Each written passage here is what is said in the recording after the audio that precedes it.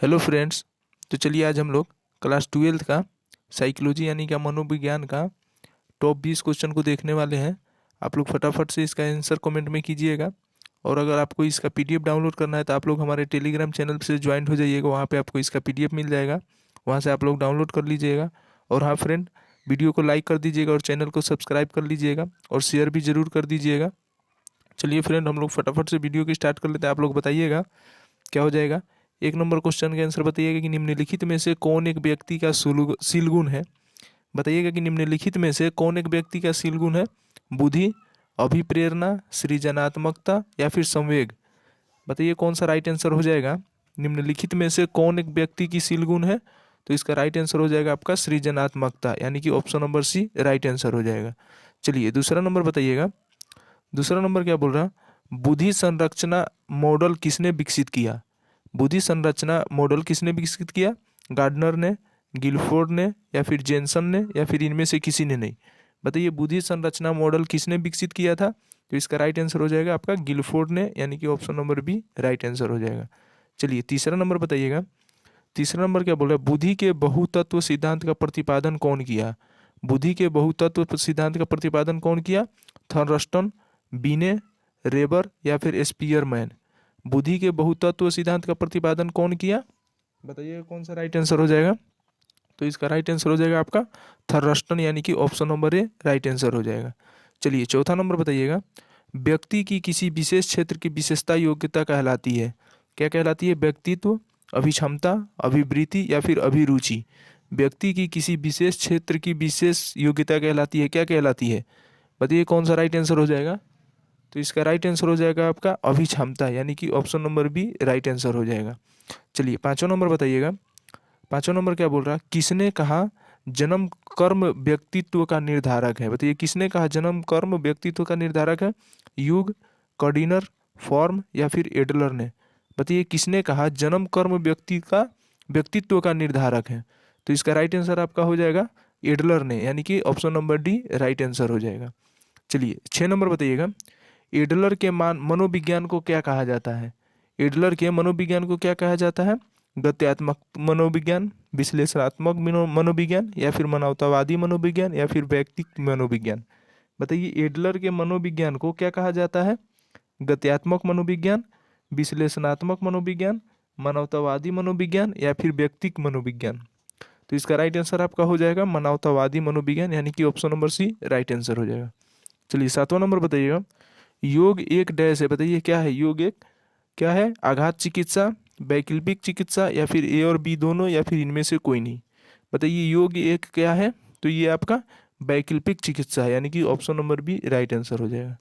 चलिए 8वां नंबर बताइएगा। 8वां नंबर क्या बोल रहा, सामान्य अनुकूलन संलक्षण में कितनी अवस्थाएं पाई जाती है। सामान्य अनुकूलन संलक्षण में कितनी अवस्थाएं पाई जाती है। 3, 2, 4 या फिर 5। सामान्य अनुकूलन संलक्षण में कितनी अवस्थाएं पाई जाती है, तो ये 3 पाई जाती है, यानी कि option number A right answer हो जाएगा। चलिए 9वां नंबर बताइएगा। 9वां नंबर क्या बोल रहा है, द्विध्रुवीय विकार के 2 ध्रुव हैं। द्विध्रुवीय विकार के 2 ध्रुव हैं, कौन कौन से हैं। तर्क संगत तथा अतर्क संगत, उन्माद तथा विषाद, स्नायु विकृति तथा मनोविकृति, मनोग्रस्ती तथा बाध्यता।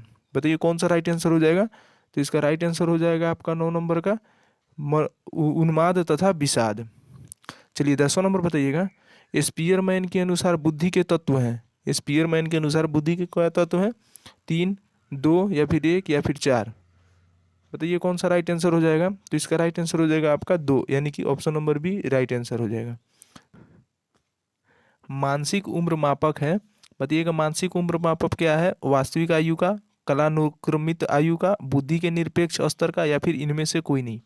बताइएगा 11 नंबर मानसिक उम्र मापक है क्या है, तो इसका राइट आंसर आपका हो जाएगा बुद्धि के निरपेक्ष स्तर का, यानी कि option number C right answer हो जाएगा। चलिए 12 नंबर बताइएगा। 12 नंबर क्या बोल रहा है,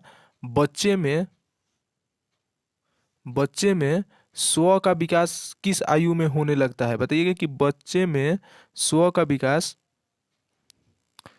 बताइएगा कि बच्चे में स्व का विकास किस आयु में होने लगता है। 1 वर्ष में, 3 वर्ष में, 6 महीना में या फिर 2 वर्ष में। बताइए कि बच्चे में स्व का विकास किस आयु में होने लगता है। 1 वर्ष में, 3 वर्ष में, 6 महीना में या फिर 2 वर्ष में?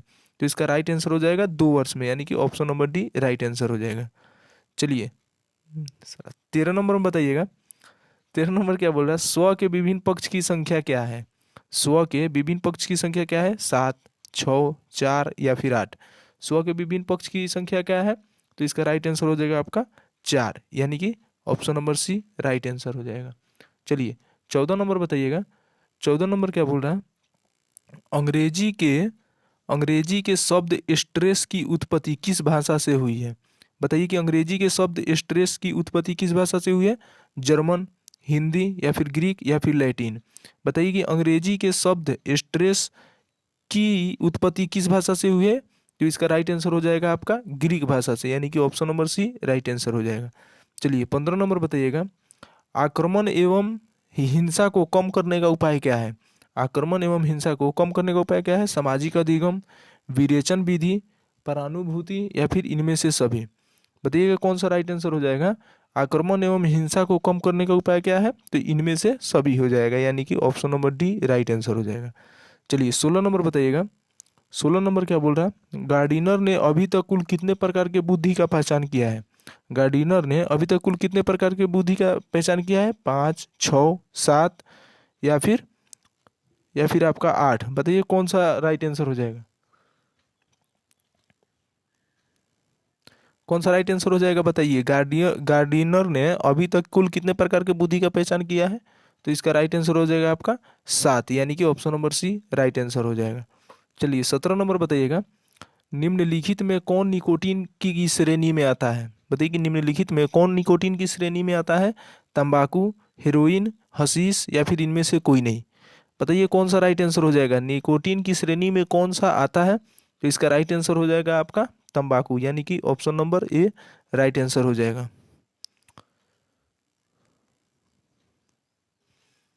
18 नंबर बताइएगा। निम्नलिखित में कौन संघर्ष समाधान युक्ति है? बताइएगा कि निम्नलिखित में कौन संघर्ष समाधान युक्ति है? समझौता वार्ता, पारस्परिक संपर्क, अनुकूल विधान या फिर इनमें से सभी? निम्नलिखित में कौन संघर्ष समाधान युक्ति है? तो इसका राइट आंसर हो जाएगा इनमें से सभी, यानी कि option number D right answer हो जाएगा। चलिए 19 नंबर बताइएगा। श्वसन अभ्यास का योग में क्या कहा जाता है? श्वसन अभ्यास को योग में क्या कहा जाता है? मनन, आसन, प्राणायाम या फिर इनमें से कोई नहीं? बताइए कौन सा राइट आंसर हो जाएगा। श्वसन अभ्यास को योग में क्या कहा जाता है? तो इसका राइट आंसर हो जाएगा आसन, यानी कि option number B right answer हो जाएगा। चलिए 20 नंबर बताइएगा। 20 नंबर क्या बोल रहा है? मानव शरीर में काला पित्त की अधिकता से उत्पन्न होती है। क्या उत्पन्न होती है? मानव शरीर में काला पित्त की अधिकता से क्या उत्पन्न होती है? विषाद तथा उत्साह दोनों या फिर इनमें से कोई नहीं? बताइए कि मानव शरीर में काला पित्त की अधिकता से क्या उत्पन्न होती है? तो विषाद उत्पन्न होती है, यानी कि option number A right answer हो जाएगा। चलिए फ्रेंड, अगर आपको इसका पीडीएफ चाहिए तो आप लोग टेलीग्राम जरूर ज्वाइन कर लीजिएगा, वहाँ पे आपको इसका पीडीएफ मिल जाएगा। और हाँ फ्रेंड, आप लोग इस शेयर जरूर कर दीजिएगा, यूट्यूब टेलीग्राम जरूर ज्वाइन कर लीजिएगा दोनों, वहाँ पे आपको मिलते रहेगा अपडेट। ओके फ्रेंड्स, फिर मिलते हैं अगले वीडियो में, तब तक के लिए बाय बाय।